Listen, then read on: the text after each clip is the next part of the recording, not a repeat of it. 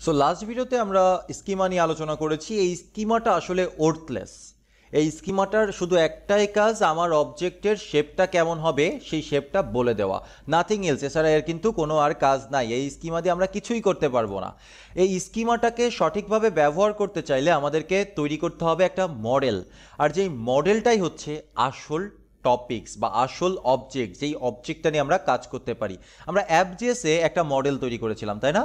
এই যে একটা মডেল তৈরি করেছিলাম, এই মডেলটা ব্যবহার করে আমরা নতুন ডকুমেন্ট তৈরি করতে পারবো।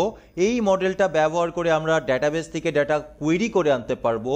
এই মডেলটা ব্যবহার করে আমরা ডেটাবেসে মানে এক্সিস্টিং ডাটা আপডেট করতে পারবো, নতুন ডাটা ক্রিয়েট করতে পারবো, এক্সিস্টিং ডাটা ডিলিট করতে পারবো, সমস্ত ডাটা খুঁজে বের করে আনতে পারবো, সার্চ করতে পারবো, সর্ট করতে পারবো, পেজিনেশন করতে পারবো। সব কিছু করবো আমরা এই মডেল দ্বারা। এই মডেল যখন আমরা একটা তৈরি করছি, যে মডেলের মাধ্যমে নতুন একটা অবজেক্ট তৈরি করছি এখানে, সেটা মূলত একটা ডকুমেন্ট। আপনাদের মনে আছে যে NoSQL-এ কালেকশন থাকে, কালেকশনের ভেতরে একটা করে ডেটা, একটা করে ডকুমেন্ট, আমরা প্রথম ভিডিওতে বলেছিলাম। তাহলে সেই ডকুমেন্ট তৈরি হয় যখন আমরা এই মডেলের একটা ইনস্ট্যান্স তৈরি করি। নিউ মডেল যখন তৈরি করি বা কল করি, তখন একটা ডকুমেন্ট অবজেক্ট তৈরি হয়। এই ডকুমেন্টের ভেতরে আইডিও থাকে, ওকে।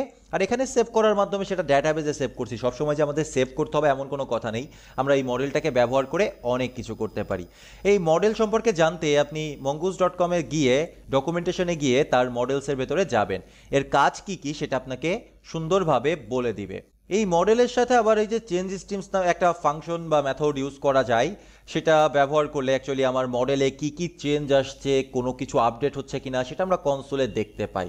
আমাদের যদি ডেটাবেসের একটা লগ তৈরি করার প্রয়োজন পড়ে, সেই ক্ষেত্রে আমরা চেঞ্জ স্ট্রিম এই ফিচার্সটা ব্যবহার করতে পারি। ইন দ্যাট কেস আমাদের মডেলের সাথে ওয়াস মেথডটাকে ইমপ্লিমেন্ট করতে হবে এবং এটা একটা ইভেন্ট ইমিট করবে। যখন আমাদের ডেটাবেসে কোনো চেঞ্জ আসবে বা এই যে পার্সন মডেল, এই মডেলে কোনো চেঞ্জ আসবে, আপডেট হবে, নতুন করে ক্রিয়েট হবে, ডিলিট হবে, তখন হচ্ছে কোনো একটা লগ সে প্রিন্ট আউট করবে। তো এটা খুব একটা ইম্পর্টেন্ট না আমাদের জন্য।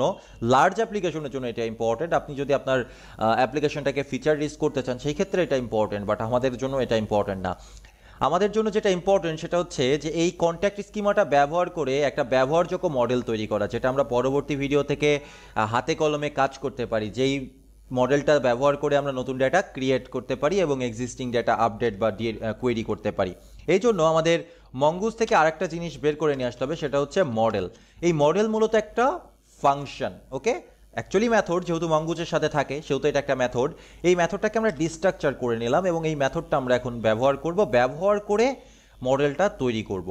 এই জন্য আমাদের যেটা করতে হবে, মডেলটা তৈরি করার পরে একটা ভ্যারিয়েবলের ভিতরে তো রাখতে হবে, তাই না? তাহলে কনস্ট মডেলের নামটা দেওয়ার সময় সবসময় মাথায় রাখবেন, আপনাদের এই যে ফাইলের নেম কন্ট্যাক্ট, এই কন্ট্যাক্টই নাম দিতে হবে এবং মডেলের নাম ক্যাপিটাল দিবেন সবসময়। Contact is equal to model. আমরা মডেলটাকে কল করব। মডেলের ক্ষেত্রে আমাদের দুইটা জিনিস প্রোভাইড করতে হয়। একটা হচ্ছে নেম, অর্থাৎ মডেলের নামটা কি হবে। মডেলের নাম সবসময় ক্যাপিটাল লেটারে। এই যে ভ্যারিয়েবলের যা নাম দিবেন সেম নাম দিবেন এখানে কন্ট্যাক্ট। কখনো প্লুরাল নাম্বার দিবেন না এখানে, কারণ মডেল হচ্ছে একটা সিঙ্গুলার ডকুমেন্টকে কেন্দ্র করে তৈরি হয়। পরবর্তীতে সেটা অটোমেটিক্যালি কনভার্ট যখন হবে তখন এটাকে প্লুরালে কনভার্ট করে নিবে, ওকে, যখন ডেটাবেসে স্টোর হবে। অ্যান্ড ফাইনালি আমরা কোন স্কিমার উপর ভিত্তি করে একটা মডেল তৈরি করতে চাচ্ছি সেটা আমাদেরকে বলে দিতে হবে। আমরা তৈরি করতে চাচ্ছি কন্ট্যাক্ট স্কিমার উপরে ভিত্তি করে, কন্ট্যাক্ট স্কিমা, ওকে। এই যে এই লাইন অফ কোড আমাদের কি করবে, আমাদের জন্য একটা মডেল তৈরি করবে এবং যেই মডেলটা আমরা পরবর্তীতে ব্যবহার করতে পারবো।